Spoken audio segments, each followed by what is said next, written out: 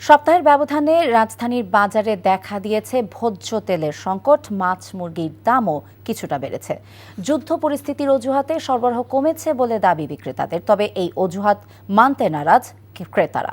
তাদের মতে ব্যবসায়ী সিন্ডিকেটের কারণে নিয়ন্ত্রণের বাইরে তেলের বাজার। নাজিবুর রহমানের রিপোর্ট। তেলের বাজারে আবারও হাহাকার।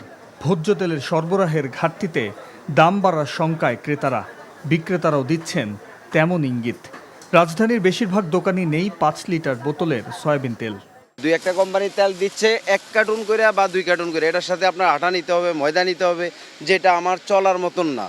আর এমন পর্যায়ে ওরা লাভ দিতেছে 5 লিটার তেলে মাত্র 10 টাকা। আমার আইডিয়া ওনারা কোম্পানির তেল বাড়ানোর জন্য এই পায়তারাটা করতেছে। আমি অ্যাকচুয়ালি 5 কেজির জায়গায় দেখা গেছে যে 2 কেজিগুলো পাচ্ছি, বাট আবার সব দোকানেও আবার অ্যাভেলেবেল না। মন্ত্রী মহোদয় যদি একটু ব্যবসায়ীদের সাথে বৈঠক পরিচালনা করে, বাংলাদেশে যে মজুদ আছে তেলগুলো এগুলো ছাড়লেও মোটামুটি অ্যাভেলেবেল হয়। মাছ মাংসের বাজারও চড়া। পহেলা বৈশাখ সামনে রেখে ইলিশ মাছ বিক্রি হচ্ছে 2400 থেকে 2500 টাকা কেজিতে। সোনালী মুরগির দাম আকাশ ছোঁয়া। ঈদের সময় কেজিতে 150 থেকে 200 টাকা বেড়ে বিক্রি হচ্ছে মুরগি। ঈদের পর সামান্য কমলেও ফের বেড়েছে।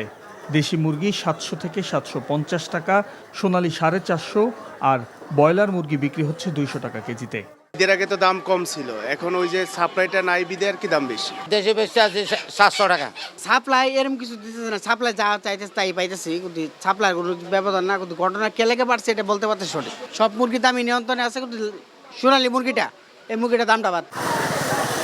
আলু পেঁয়াজের দাম না বাড়লেও বেশিরভাগ সবজির দাম কিছুটা বেড়েছে।